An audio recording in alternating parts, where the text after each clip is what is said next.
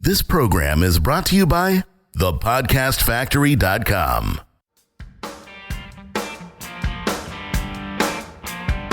Hi, my name is Igor Kheifets, and this is the List Building Lifestyle, the only podcast which delivers cutting-edge conversion strategies from the online trenches straight to your earbuds.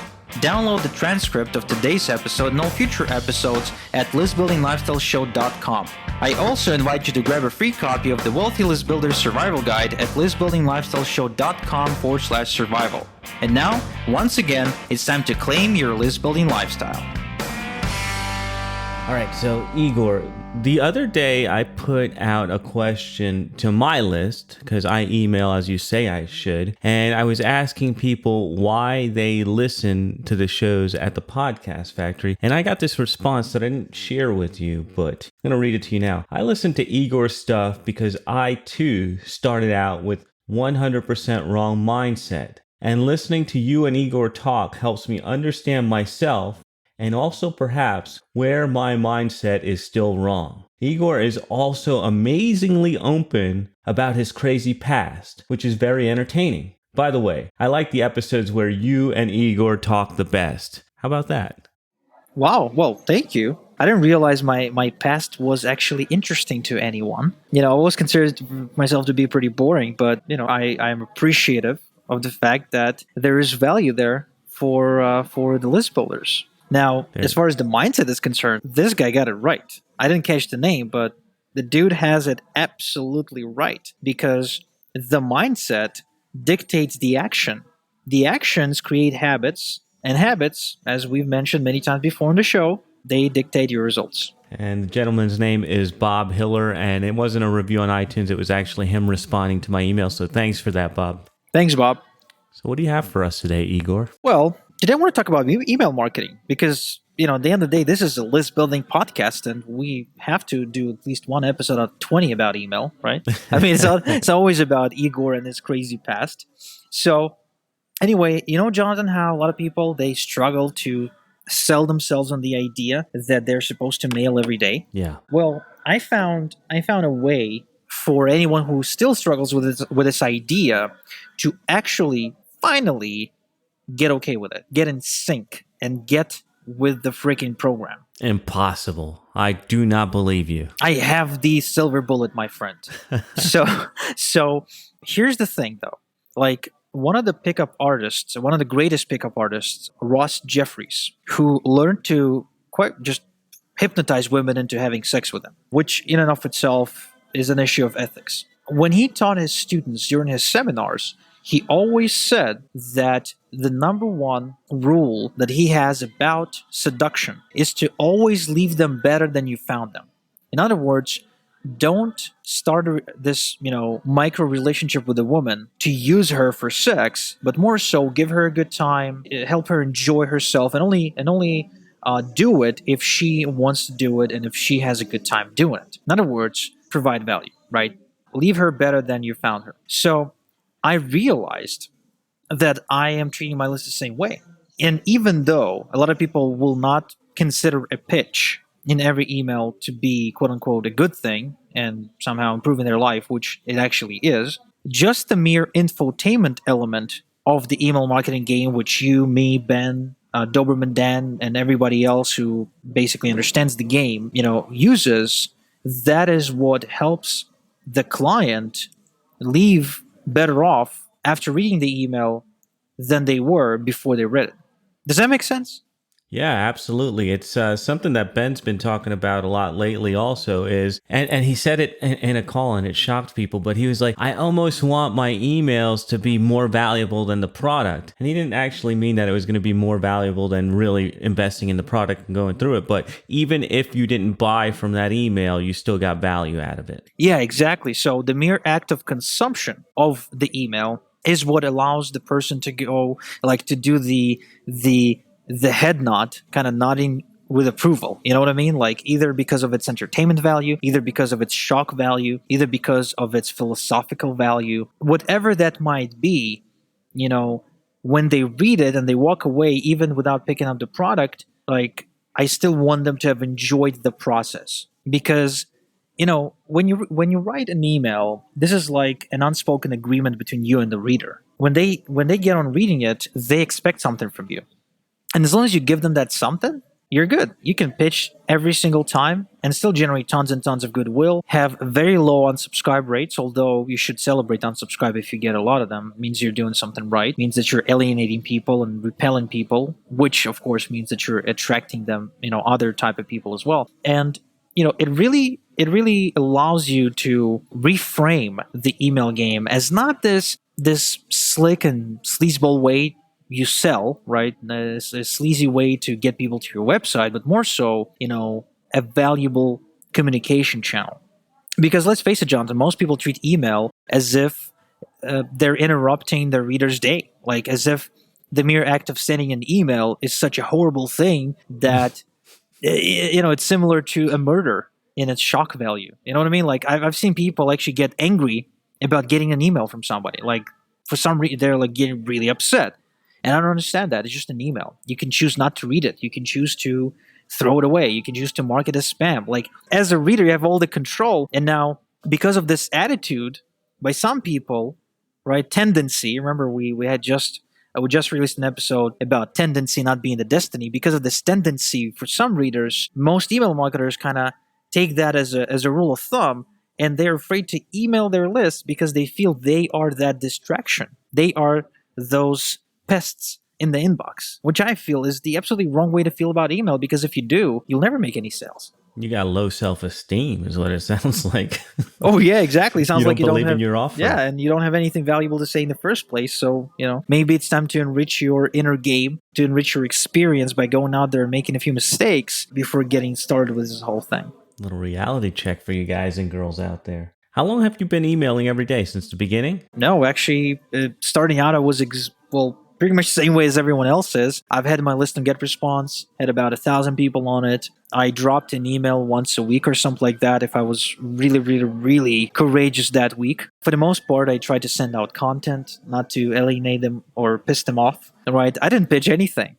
And the funny part is that I'm not sure why I was afraid, because no one opened the emails in the first place.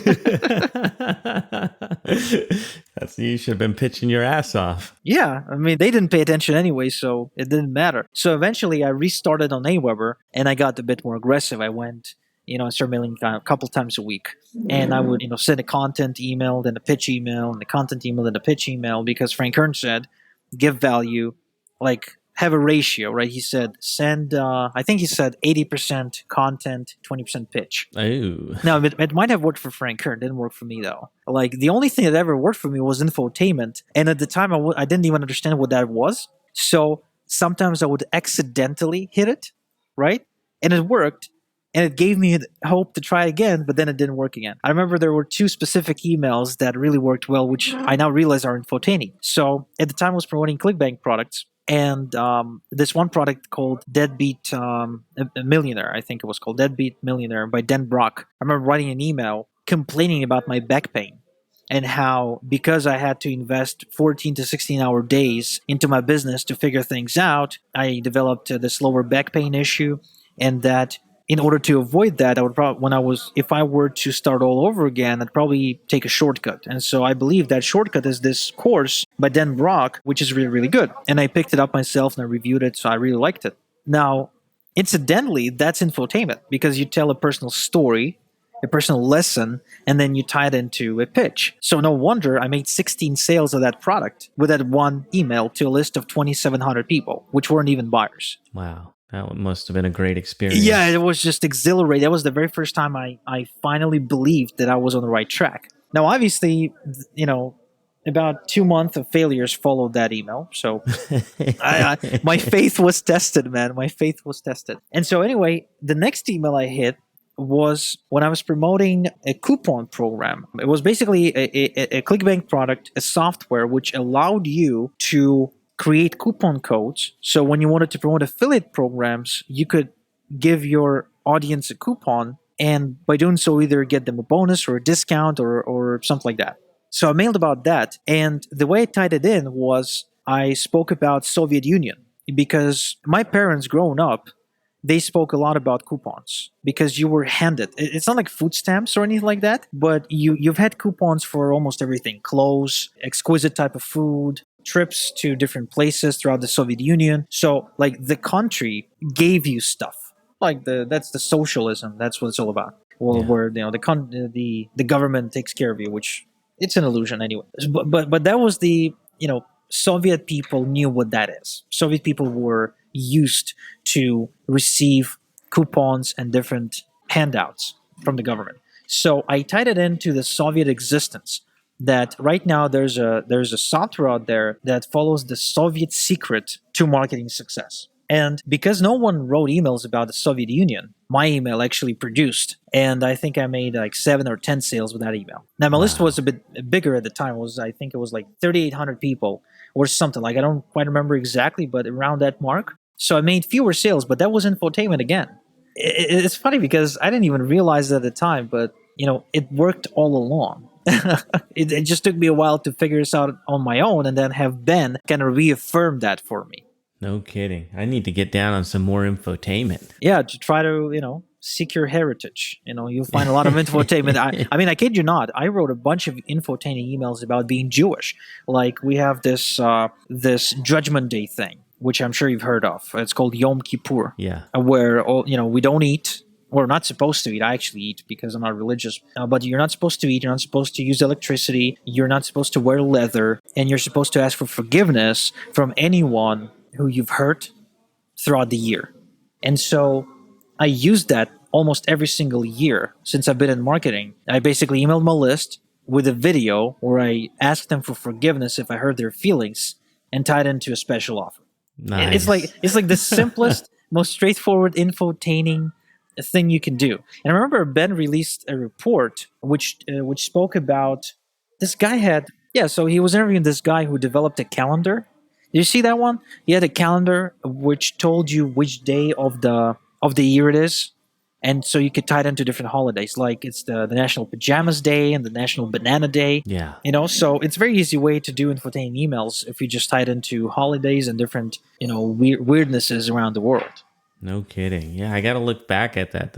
I'm so guilty of not even looking at the calendar because like today we're recording on a Monday and I will just write all 7 emails and not look at the calendar. I just think, all right, here's what I'm promoting this week and that's that. But it's definitely good to hook it into what people are already thinking about. Like for instance, right now when we're recording this is perfect time to be talking about Pokemon because it's gone crazy. And I should really do that more in my emails and I think it'll get better engagement. As you say that, I'm like, why am I not talking about Pokemon? Because I talk about that with all my friends right now. Dennis is a big fan. We got another mutual friend. His name is Lior, who's like downloaded the app, and he's like, we were watching the European Football Championship, and he was playing Pokemon, walking around Dennis's apartment looking for Pikachus. Like this is ridiculous, Oh man, there's some emails right there, aren't there? Oh yeah, this is it. I'm writing something today. No kidding, man. So that's there's no shortage of stuff to write about when you're thinking of it that way. It's even like that whole Seinfeld idea, an email about nothing. It could just be about your day. I've done that all the time. The lady at the paint store pissed me off, and here's why she pissed me off, and here's why you shouldn't be like that, and here's an offer kind of thing. But I don't know if that's entertaining or me ranting, but it's kind of the way I use it. I think it's the same thing. I enjoy rants because that's when people get real. Rather than, send me mush cookie emails that say, buy my shit, buy my shit, buy my shit, or, oh, I'm such a cool dude, I want to give you value. I really care for you. Let me give you a shit ton of value so you can see how much I care for you. Yeah, let me hug you. Let me kiss pickpocket you at the same time. Yeah, it's like, come on. Who falls for that crap? Why would you you don't even know my name. I got on your list anonymously. I used Mickey Mouse as my first and last name. Why would you even want to help me if I'm disrespecting you like that? Right. But it's that's the way people think about email sometimes. And that's the curse of knowledge. I mean, for guys like you and me, because we've tested these approaches. We worked with guys like Ben, right? We know this and we kind of assume other people should too, I guess. Yeah, the part that I find that helps me the most, and Ben talks about it all the time, and I think you may have mentioned it too, is just the therapy of getting stuff off your chest. That's why the paint lady email, like anytime anything goes annoying in my life or I have an observation, I'm like, oh, I got to write an email about that. Just get it off my chest and out into the wild and see how it does. But it's made my life a whole lot easier. I think I might be just slightly less aggressive than I used to be because I have the email outlet. Weber, we make diaries obsolete. Nice. New pitch. They should be sponsoring the show, right? Oh, well, no, they shouldn't. Uh-oh. Yeah, they should not. I hate those guys. You know what? I'll be honest. The Josh guy, he banned my account with like a gazillion leads in it. The account was 8 years old. I don't like Josh, and I don't like Aweber as a result because he's a representative of Josh. I'm sorry, the Josh is the representative of Aweber. And I called them up and I spoke to them and I've been honest and real with them. And they did not give me a good reason why they banned me. Besides the fact that I'm in the make money online space. That's all. That was like their whole thing. That was like the whole case. We don't want you because you're high risk, so fuck you. We don't care if you pay us almost $1,000, every single month. We don't care if you've been a customer for 8 years. You're gonna throw you away like that. So you know what? I hate Aweber, and even though they are better than GetResponse delivery wise, I still hate them. So there you go. This is a rant. That's a rant right there. I didn't expect that, but let's be real here. You still use Aweber, don't you? Nope. You don't use them anymore? Nope. Okay. I don't need Aweber. I don't need Aweber. Besides, if they ban me, how am I supposed to use it? Like, I'm not gonna go and play shenanigans, start accounts in India or whatever. I don't have time for that. I moved away. There's actually solutions better than Aweber out there if you're willing to look, which incidentally I'm not going to reveal in the show because I don't want everyone flocking to those solutions. But I guess my point is that Aweber is not a be-all and all solution. And if they think that they control the marketplace, they don't. And if you, even for a second, believe that there is one service or one thing that is the be-all and all, and like you feel threatened if that is being taken away from you, you're at a disadvantage, in a huge disadvantage, because they'll play you and you won't be able to do anything about it. And that's not a position I want to, that I like to find myself at any point in my life. Now, right when we're done recording this, I'm going to find out what those other services are. Sorry, list builders.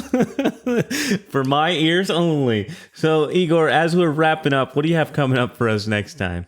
Next time I'm interviewing a guy straight from Hollywood. A guy who's an actual screenwriter, writer, and a consultant to writers, as well as a consultant to Will Smith Company. Will Smith, the famous actor? Yeah. Right? So he's the guy who worked with Andrew Shepron on his storytelling skills. He worked with Russell Brunson and Dagan Smith. And now I'm working with him as well to improve my storytelling. And he was kind enough to sit down with me for 40 minutes and share his 6-step system to structuring an ideal success journey. So if you ever heard those sobby stories where the guy says, oh, I was bankrupt and then I found a system and it made me rich and yada, yada, yada, which are cheesy and aren't really told in a good way. So next episode is going to teach you how to tell your story of success or success of your clients in an ethical, factual, and impactful way.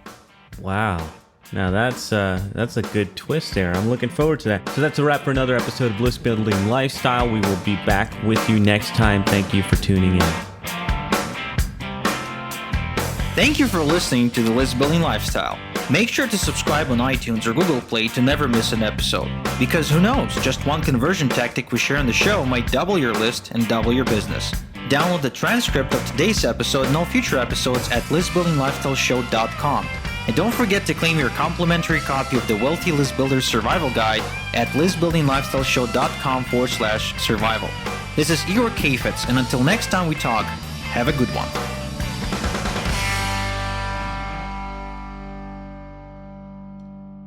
This is thepodcastfactory.com.